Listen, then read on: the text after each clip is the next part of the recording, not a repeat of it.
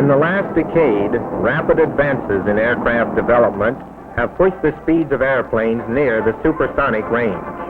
The F-51 traveled 475 miles per hour. The F-J-1 over 550 miles per hour. And an operational Air Force F-86 set a world speed record at 670 miles per hour. In addition to the tests necessary for the development of high-speed airplanes, present-day guided missiles require testing at supersonic velocities.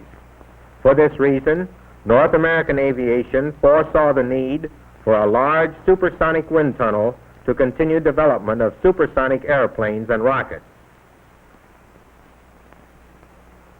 North American supersonic tunnel was engineered along the basic lines of a tunnel at Kokel, Germany.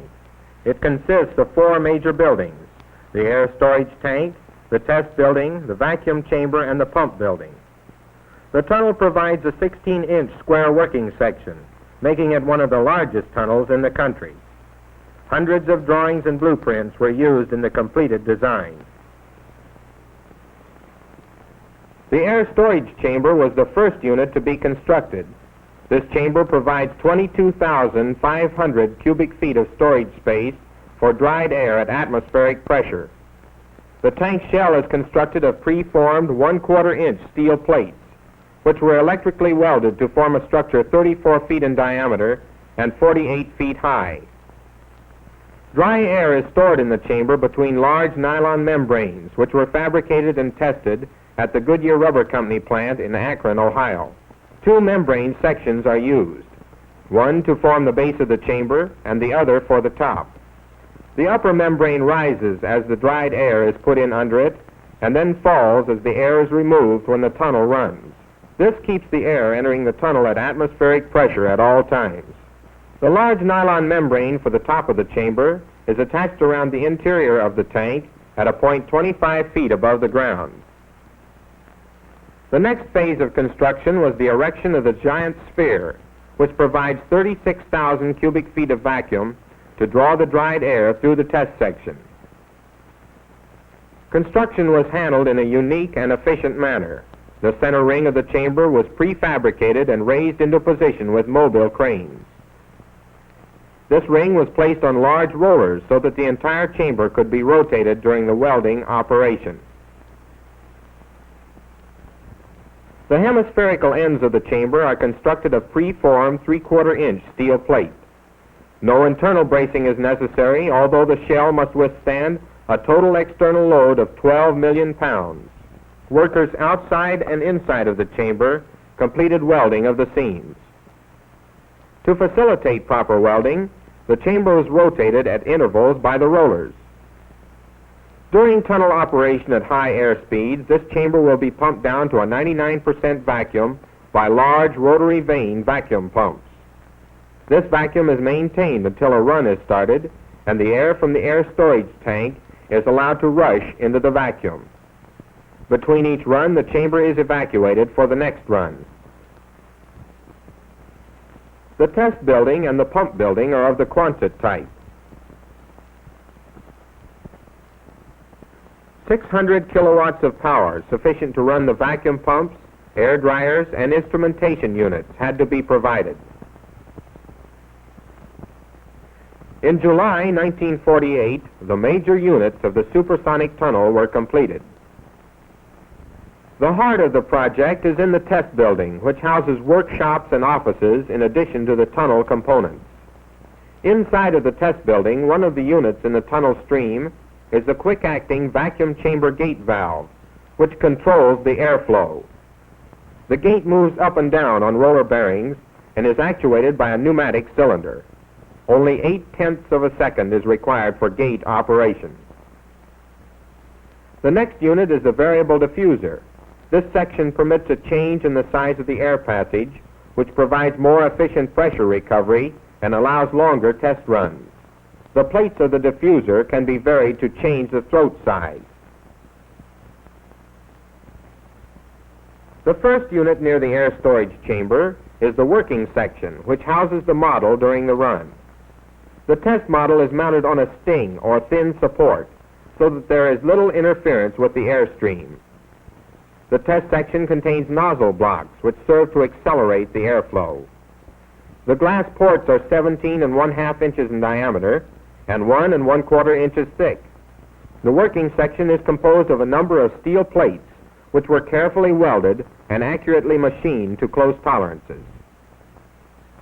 Each component of the tunnel had to be fabricated to close tolerances to permit proper airflow. Machining of the test section parts had to be performed with meticulous care.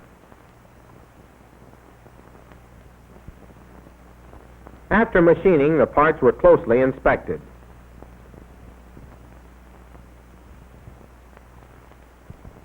The assembled units of the tunnel were installed as they were completed. In addition, each section had to be tested. When the tunnel is in operation, the air flows from right to left, as seen from this position. During a preliminary checkout of the vacuum chamber and this gate valve, a very interesting phenomenon took place. Here we are looking into the chamber duct, and you see the relatively damp air rushing into the evacuated vacuum sphere at such a high rate that a shockwave pattern is formed by the condensation of the air. The Laval nozzle blocks are constructed of selected hardwood and shaped to aerodynamic contours. The nozzle blocks determine the velocity of the air. The air is contracted and accelerated as it passes over the contour of the blocks. The blocks are interchangeable. This set provides a Mach number of 1.22. This set, a Mach number of 2.48. Mach number 3.4. Mach number 4.4, and the maximum speed, Mach number 5.3, equivalent to 4,000 miles per hour. 3 types of automatic recording equipment are used during tunnel operation. This manometer registers static pressures in the airstream. The second type of automatic recording equipment is a newly developed 6-component strain gauge balance system which is inserted inside of the test model. This internal balance system provides accurate measurement of forces and moments acting on the model. In actual operation, the balance system is placed inside the model and forces are measured by sensitive strain gauges. These forces are indicated by a meter and translated by Speedomax recorders. Roll force is measured by sensitive components of the balance system and recorded in a similar manner.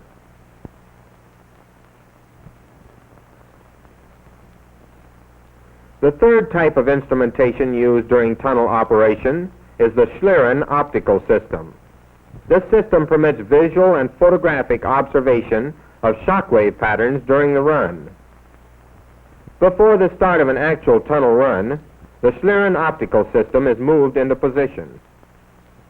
The complete system is mounted on a 30-inch tube which travels on a track.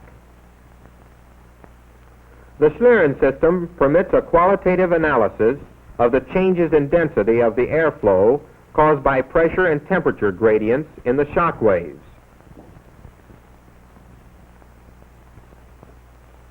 In operation, the point light source throws a beam of light into the parabolic mirror. From the mirror, the beam goes through the test section where the model is located and then is directed by a second parabolic mirror to the camera. The light source shown here contains a mercury vapor lamp emitting a light equivalent to 5100 candle power. The light source furnishes a steady light for observation or a flash of 4/millionths of a second for photographic work. The technician is adjusting the knife edges which determine the sensitivity of the system.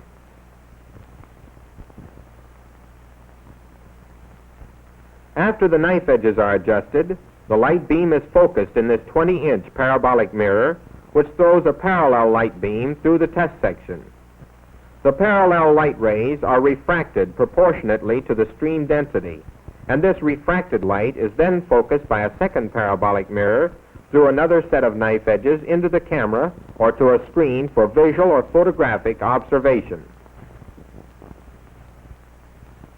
Models of missiles or supersonic airplanes to be tested in the tunnel are turned from solid bar stock.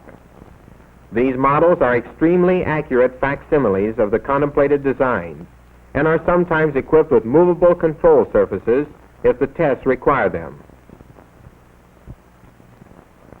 These missile models are inspected to an accuracy of 2/10,000ths of an inch.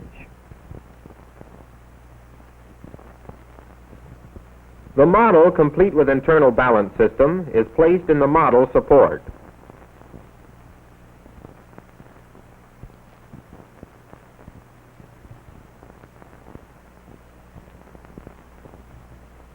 The test section doors are closed and then aligned with the hand screws.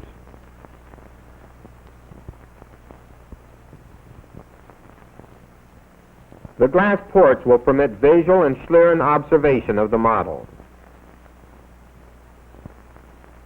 2 commercial air dryers dry the air which is used in the air storage chamber. The air must be dried to a dew point of -20 degrees Fahrenheit to prevent the formation of condensation shock waves or fog when the air passes through the test section. The air is supplied at a rate of 3,600 cubic feet per minute through the dryers to the air storage chamber. As the air enters under the large nylon membrane, the section is slowly raised to the top of the chamber. The chamber now contains 22,500 cubic feet of dried air.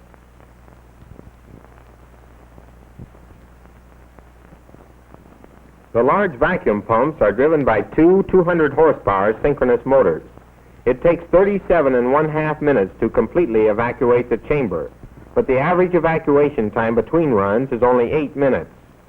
The heat exchanger controls the temperature of the water-cooled vacuum pumps. The rate of sight gauge must show water flow before the first vacuum pump can be started.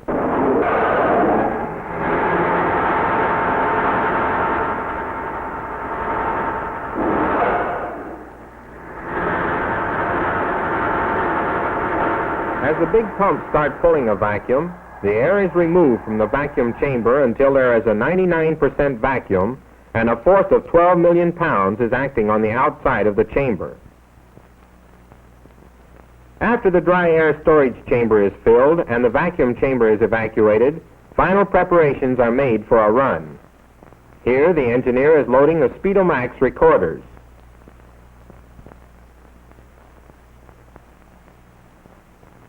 The Schlieren optical system is prepared for operation, and the camera is focused.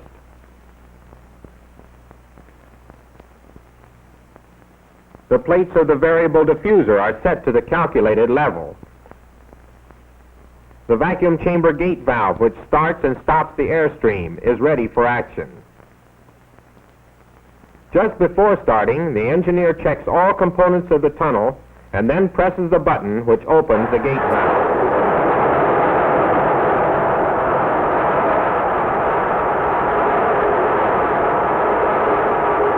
The Schlieren system presents this view of the shock waves. As the Mach number increases to a point beyond the transonic range, the first compression shock appears and is clearly visible. The shock waves appear at the nose, wing, and tail of the model the instant supersonic flow is attained. At higher Mach numbers, the waves are closer to the surfaces of the model.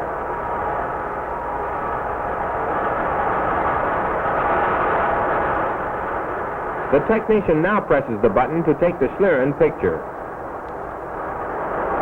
During the run, the nylon membrane drops as the air flows through the tunnel.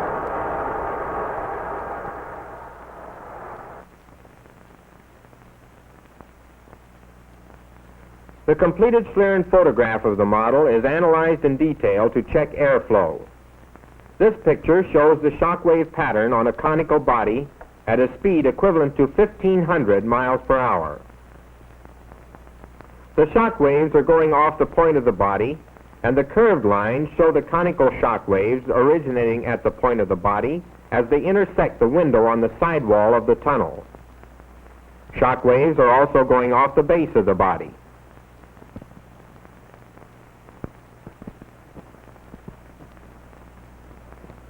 From this information, the designer of the missile airframe can determine the merits of the airframe contour. And, as you can see from the airflow action, He can evaluate the design to determine what effect the shock waves will have on the missile in flight.